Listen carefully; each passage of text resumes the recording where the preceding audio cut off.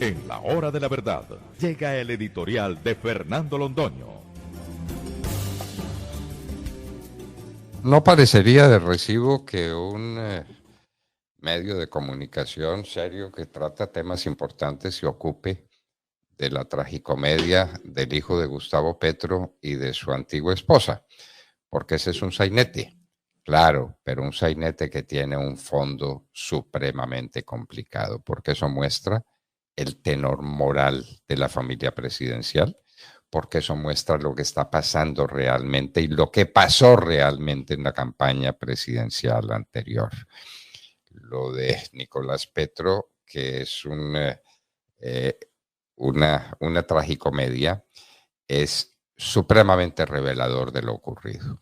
El fiscal que hizo una excelente presentación después de un estudio que no debió ser muy complicado, pero que es exhaustivo, llegó a la conclusión de que este hombre vivía como si ganara 200 millones de pesos mensuales.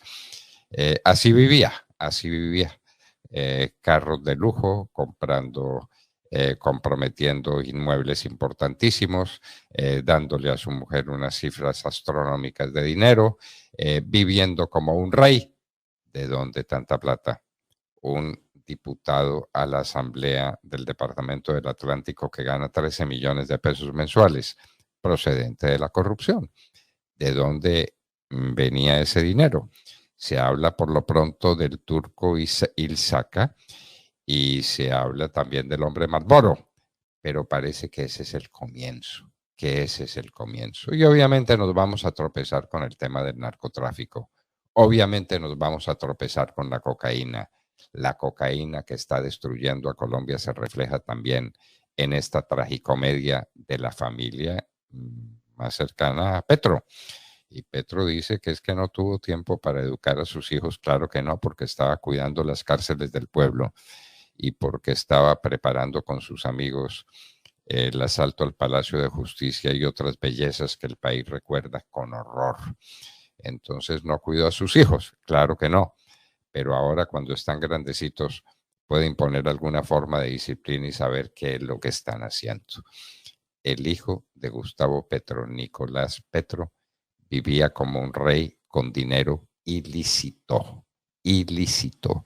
Y no se trata de la simple corrupción, no se trata de gente que estuviera esperando los gajes del gobierno, las prebendas, las ventajas que tendrían, sino que el origen es bastante más oscuro de lo que la gente piensa.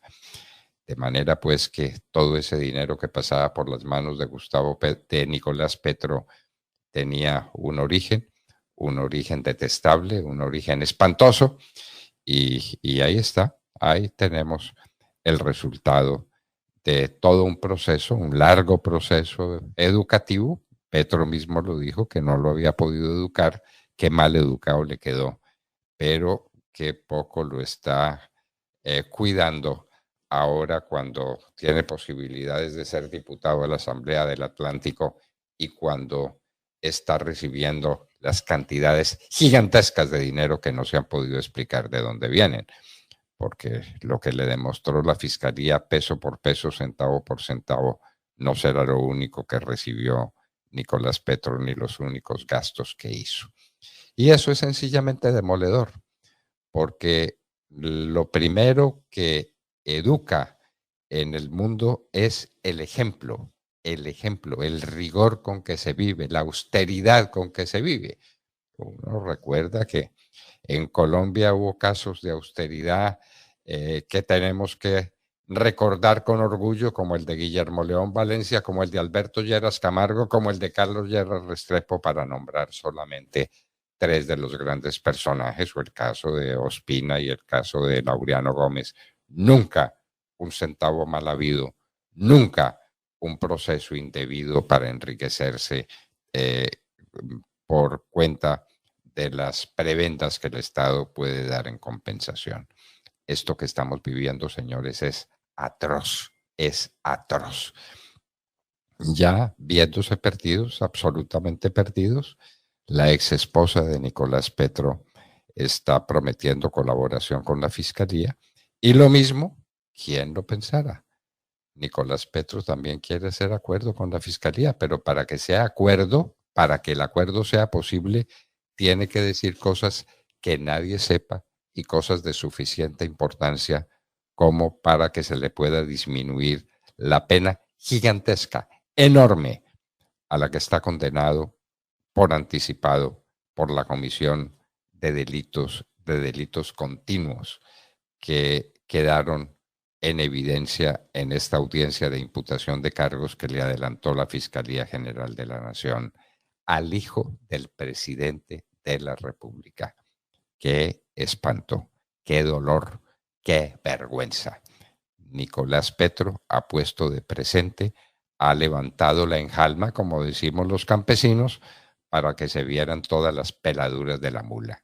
¡Qué horror lo que hay por debajo de esa enjalma de gritos, de promesas, de actitudes escenográficas! Por debajo de eso, ¿qué es lo que hay?